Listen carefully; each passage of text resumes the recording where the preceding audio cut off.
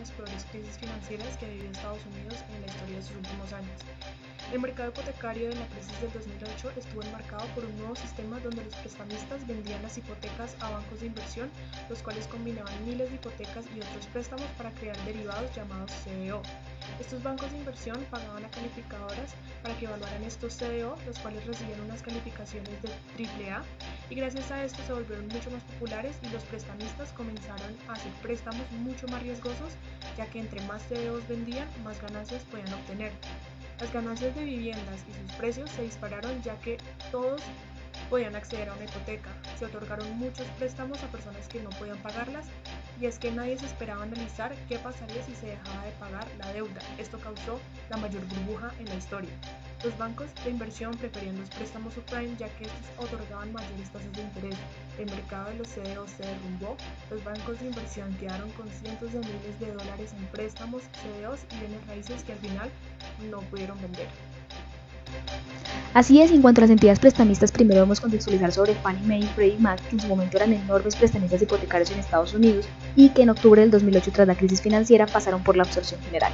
De acuerdo con el CFPB, actualmente son grandes empresas que siguen brindando la mayor parte de hipotecas hechas en el país. Sin embargo, son empresas patrocinadas por el gobierno y actualmente los préstamos se encuentran mucho más vigilados por la regulación gubernamental. Por otro lado, fue el caso de Countrywide Financial, que en su momento fue uno de los mayores prestamistas hipotecarios de Estados Unidos, con sus famosos préstamos subprime, que eran de alto riesgo, pues cobraban una mayor tasa de interés para compensar el riesgo asociado con el préstamo de la vivienda. Esto fue una de las principales razones para el colapso económico de Estados Unidos en esta época, pues se otorgaban préstamos por más de 90.000 millones de dólares y estas entidades prestamistas brindaban un 99,3% del valor de la vivienda a personas que eran evaluadas como AAA por las calificadoras de riesgo. Esto era totalmente irresponsable e incoherente, no solo con las personas que no obtenían su vivienda, sino con los demás miembros de la cadena de préstamos. Ahora vamos a hablar de los bancos de inversión. ¿Qué estaban haciendo los ejecutivos de JP Morgan, de Goldman Sachs, de Lehman Brothers o de Merrill Lynch entre el 2000 y el 2008? Estaban comprando todas las deudas hipotecarias de los bancos comerciales y las estaban agrupando en unos paquetes de derivados financieros que se llamaban CDOs. Esos derivados consistían en un activo subyacente que eran precisamente esas deudas hipotecarias y que todo el mundo creía que se estaban pagando correctamente, pero en realidad no, porque se le estaba prestando plata a cualquier persona sin hacer estudio de vida crediticia ni de riesgo. Es decir, que prácticamente estaban haciendo unos pequeños paquetes de derivados financieros que le estaban vendiendo a cualquier inversionista, una persona como usted o como yo, y que en últimas calificaban como inversiones altamente seguras, pero que en realidad no lo eran, porque había mucho riesgo de no cumplir con las obligaciones.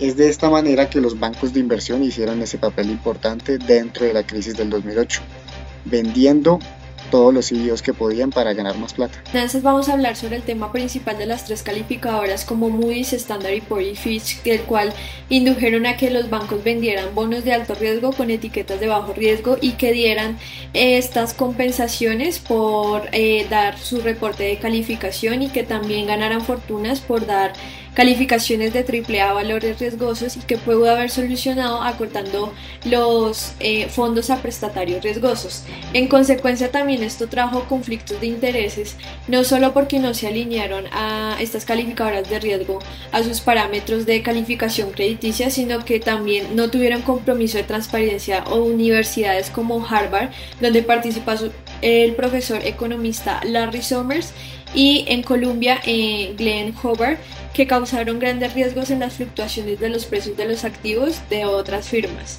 y en los mercados. Sigan en estudio. Con las hipotecas con moratorias ARC, que eran hipotecas con cuotas reducidas, durante los primeros años, en el año 2007, ya las personas tenían que comenzar a pagar estas hipotecas. Pero muchos no podían, les tocó vender sus acciones y comenzó a bajar el valor de las hipotecas. En este momento, American International Group se encontró con que no tenía liquidez suficiente para hacer frente a las obligaciones que tenía. Esta aseguradora había asumido dos tipos de riesgos, con las hipotecas ofreciendo seguros contra impago de decenas de miles de millones de dólares invertidos en valores financieros avaluados por hipotecas, entre ellos muchas hipotecas basura, y comprando ella misma varios valores financieros con dinero que tenían que devolver en las compañías que se los había dado como colateral. Al ver esto, lo que hizo el presidente Bush fue evitar el colapso financiero, impulsó la Ley de Estabilización Económica de urgencia y rescató con dinero público el sistema y se apropió de ello.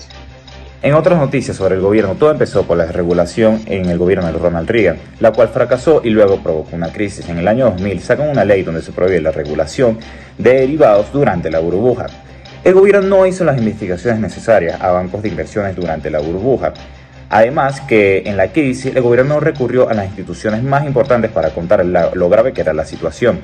En el quiebre de Lehman Brothers, en la crisis, el gobierno de Estados Unidos no consultó con otros gobiernos extranjeros y no sabían las consecuencias que había sobre las leyes de quiebra extranjeras. En el año 2010, en el gobierno de Obama, se prometieron una serie de reformas, pero estas reformas fueron débiles. Sobre todo con calificadoras de riesgos, lobistas y compensaciones. No se propuso nada significativo. Además que el gobierno de Obama eligió a personas que participaron en Goldman Sachs o entes autorreguladores de las bancas de inversiones, como ejecutivos, economistas, entre otros, personas que construyeron el sistema financiero y la estructura económica que provocó la recesión.